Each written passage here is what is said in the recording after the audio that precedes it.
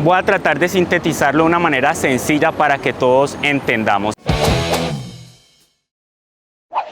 El sonido, digamos que se compone de tres parámetros fundamentales. El primero, yo creo que es un término que hemos escuchado mucho, que es la frecuencia, que se mide por los hercios.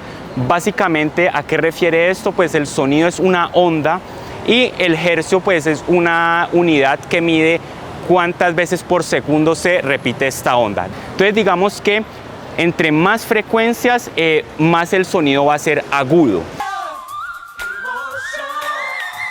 Y entre menos frecuencias, pues el sonido va a ser lo que diríamos un sonido más grave. El otro parámetro refiere al volumen sonoro, el cual se mide en decibelios. Y ahí, pues, entre más duro el sonido, entre más volumen, pues más decibelios. Y entre más bajo el volumen, pues menos decibelios. Finalmente, el tercer parámetro, pues es finalmente el timbre.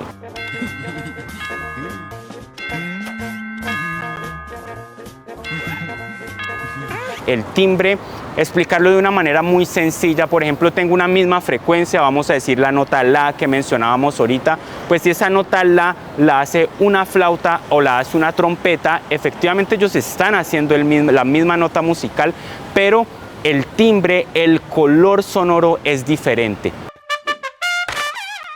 Basta, Rogelio. ¿Por qué es diferente? Pues porque cada uno de estos materiales, tanto el de la flauta como el de la trompeta, pues tienen sus propios armónicos, generan armónicos diferentes y eso hace que esa onda pues venga a tener ciertas características. Para entender de una manera fácil qué es un paisaje sonoro,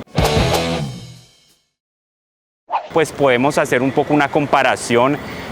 Nosotros a veces cuando vamos a un jardín o a un recinto verde como un parque, pues vemos que hay una cierta organización, digamos, de quién se encarga de esa organización. Eso no es al azar, hay alguien que se encarga un poco de organizar cómo van a ir los árboles, las flores, cómo se va a organizar y generalmente eso lo hace alguien encargado del paisajismo. Bueno, el paisaje sonoro vendría un poco a ser el equivalente a lo mismo, sino que en este caso pues no es ya organizar los sonidos. El paisaje sonoro empieza como una disciplina que primero analiza cuál es este paisaje sonoro que nos rodea. Hay como tres categorías fundamentales para entender el paisaje sonoro. El primero es algo que viene a llamarse como el sonido tónico, es decir, ese sonido base. En este momento, ¿cuál es el sonido base que tenemos en este sitio concreto del centro de la ciudad? Pues es el ruido de los carros, es el ruido del tráfico. Es ese ruido constante, prácticamente en cualquier hora del día siempre estamos escuchando pasar carros. En este momento yo tengo carros al frente mío, detrás mío, a mi izquierda, a mi derecha y es un ruido constante. Después vendrían otras dos categorías de sonidos y acá en la grabación y cuando ustedes estén viendo este documental pues veremos lo que son los sonidos señales, es decir, los pitos.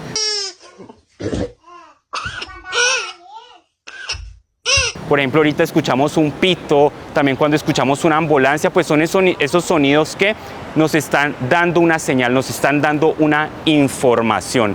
Y por último, pues vendrían los sonidos marca, esos vendrían a ser esos sonidos un poco que nos vienen a caracterizar, a dar como una cierta identidad colectiva. Y es muy interesante porque en este momento en la Plaza Jairo Varela, detrás mío se alcanza a ver como una especie de escultura de unas trompetas. Cuando ustedes se meten al interior de esas trompetas, estamos escuchando la música del grupo Nietzsche.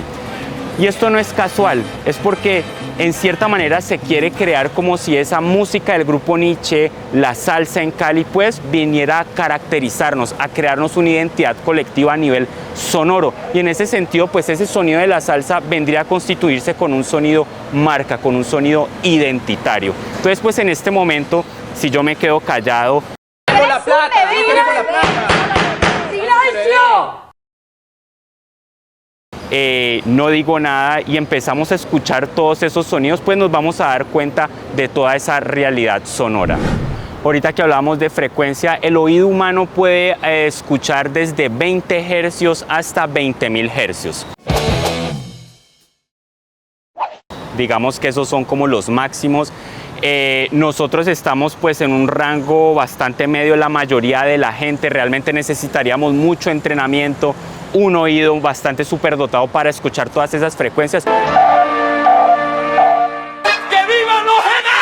Pero digamos que el espectro audible está entre esos 20 hasta esos 20.000 hercios.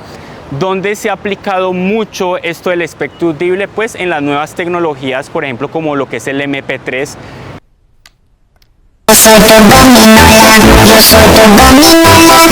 Cuando escuchamos esta música bajada en MP3 o en formato MP3, ¿qué hace el MP3? Pues el MP3 elimina todas estas frecuencias que nosotros no alcanzamos a percibir. Sino que ahí hay algo muy interesante, que es cuando eliminamos esas frecuencias, sí, efectivamente no las escuchamos, pero el color sonoro de ese formato no es lo mismo. Se pierde una característica que le da, como decirle, un cierto sabor. Quién sabe si es la nostalgia, pero sí es un elemento muy subjetivo. Y un último elemento muy interesante es que, a diferencia de mis ojos, de la información visual que yo recibo, si yo no quisiera recibir esa información visual, yo simplemente cierro mis ojos y se corta la información. Con el oído pasa diferente. Yo no tengo un sistema de pestañeo como en mis ojos. La única manera sería cerrar mis oídos con mis dedos y aún así seguiría escuchando. Entonces, ¿cómo hace el oído para filtrar sonidos? Pues es a nivel del cerebro. ¿Por qué no escuchas tu cerebro? De acuerdo, lo haré. Es una cuestión interior, ¿no? Entonces ese es su mecanismo de defensa. Entonces digamos que el ojo funciona de lo externo hacia lo interno, y finalmente pues el oído funciona, yo me atrevería a decir, de lo interno hacia lo externo, ¿no? Es desde lo interno que podemos filtrar toda esa información omnipresente, porque finalmente el sonido absoluto no existe sino en el espacio.